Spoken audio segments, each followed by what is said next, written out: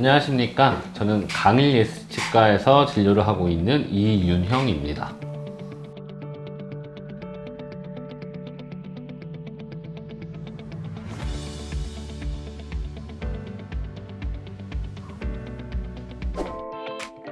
블루다이아몬드 자문위원 원장님들이랑 좀 비슷하게 시작을 했어요. 그래서 지금 2년 조금 넘은 걸로 기억을 합니다. 제가 맡았던 챕터는 제일 마지막인 디지털 파트였고요. 이제 오늘 소개시켜드릴 증례는 책에 있는 케이스는 아닌데요. 그와 비슷한 유사한 증례가 많아서 새로운 걸 보여드리려고 하나 준비했습니다. 이 케이스 환자분은 55세 여성분이셨고요. 저희 병원 직원 엄마였습니다. 그 직원 통해서 어머니가 계속 치아가 안 좋다는 얘기는 오래전부터 들었었는데 무서워서 계속 치과 치료를 미룬다고 들었었거든요.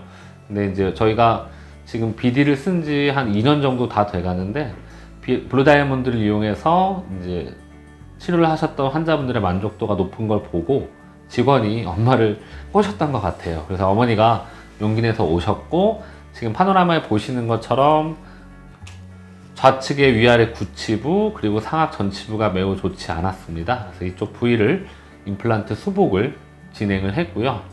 이제 먼저 30번대 오래된 브릿지를 발치하고 앞에 35번과 36번은 블루다이아몬드 임플란트를 바로 식립을 진행하였고요. 37번은 골 결손이 매우 컸기 때문에 메가우스를 이용해서 발치와 보존술을 먼저 시행하였습니다. 16번 같은 경우는 발치 즉시 식립이 조금 어려우리라 판단이 들어서 발치를 하고 조금 기다렸고요. 기다리는 동안에 이제 전치부를 먼저 진행했습니다. 어떻게 보면 이 케이스에서 가장 보여드리고 싶고 말씀드리고 싶은 부분이 이 전치부인데, 전치부 발치를 하면서 바로 식립을 했고요. 사전 보철을 제작하지 않았고요. 당일날 발치를 하면서 임플란트를 식립을 했고, 수술 후에는 스캔바디를 이용해서 바로 스캔을 진행하였습니다. 초기 고정 보시다시피 나쁘지 않았고, 블루다이아몬드의 특징인 강한 강도를 신뢰했기 때문에 하 구치부도 그랬고 상악 전치부도 그랬고, 우리가 통념상 알고 있는 일반적인 요구 픽처 굵기보다 조금 작은 거를 식립했습니다. 스캔 후에 저는 PMMA 어버트먼트라는 것을 이용했는데요. 이 PMMA 어버트먼트가 뭐냐면, 제가 메가젠 제품을 많이 쓰고 있는데 제가 생각하는 메가젠의 제일 핫템이 아닐까 싶습니다. 기존의 타이타늄 어버트먼트 위에 PMMA 블럭이 기계적으로 체결이 되어 있습니다. 그래서 식립 깊이에 따라 잇몸 두께에 따라 우리가 커프를 높이를 결정하고 그 위에는 크라운 디자인만 하게 되면은 지금 화면에 보시는 것처럼 일반적으로 수술 후에 스캔을 해서 임시 보철물을 만들려면 커스텀을 디자인하고 그리고 크라운을 따로 디자인을 해야 되기 때문에 디자인 시간이 보통 적어도 3-40분 이상 소요가 됩니다.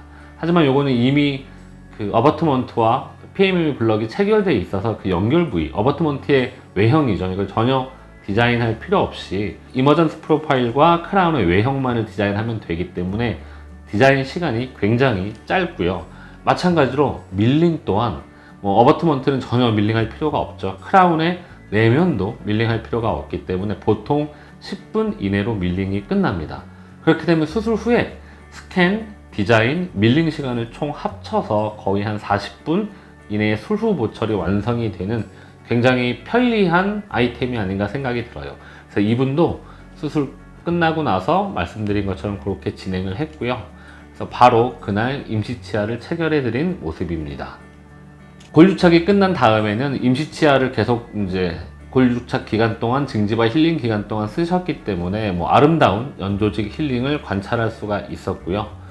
반대편 이제 구치부는 그 사이에 이제 발치 후 기다렸다가 사이너스 그래프트를 통해서 임플란트를 진행하였는데, 발치하고 나서 기다렸을 때 잔존골이 4mm 미만이었어요. 일반적으로 저희가 알고 있는 지식이라면은 라테랄 어프로치를 적용했어야 되는데 저는 덴사바를 주로 사용합니다. 그래서 잔존골이 4mm가 아니라 2mm, 심지어 1mm 미만인 경우에라도 사이너스 모양이라든가 여러 가지를 감안해서 충분히 시도가 가능하다고 생각되면 이 케이스에서도 굉장히 많은 양의 사이너스 멤브레인 엘리베이션과 벙그래프트를 했음에도 불구하고 크리스탈 어프로치로 잘 진행할 수 있었습니다.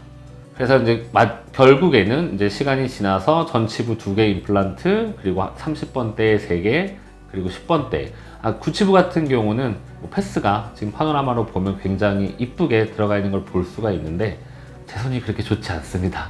제 손으로 한 건 아니고요. 알투게이트를 이용해서 가이드를 디자인하고 가이드의 도움을 받아서 제가 계획한 정확한 위치에 픽처를 식립하고 이렇게 최종 보철을 마무리할 수 있었던 것 같습니다. 제가 그 BD 케이스북에서 보여드리지 않은 증례를 갖고 나온 이유는 단지 디지털 뿐만이 아니라 케이스북에서는 PMM의 어버트먼트를 주로 다뤘었거든요. 이쪽에서는 사이너스 그래프트의 덴사바를 이용한 그 케이스이기도 하고 또 네로우 리지에서 굳이 큰 번그래프트 없이 얇은 직경의 임플란트를 이용해서 수복을 진행했던 증례이기에 어떤 메가젠의 BD 솔루션의 모든 것들이 합쳐진 증례라 생각돼서 한번 준비를 해보았습니다.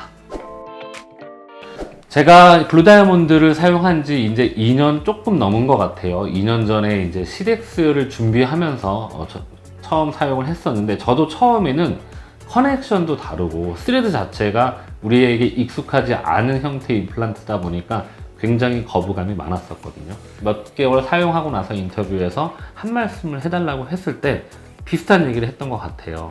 한 번도 안 써본 유저분은 계실지 모르지만 한 번 써본 분은 없을 것 같다. 써보고 나서야 이 블루다이아몬드 임플란트의 어떤 장점과 편의성들에 대해서 느낄 수 있을 것 같다. 이게 말로 전달드리기 어려운 부분들이 많거든요.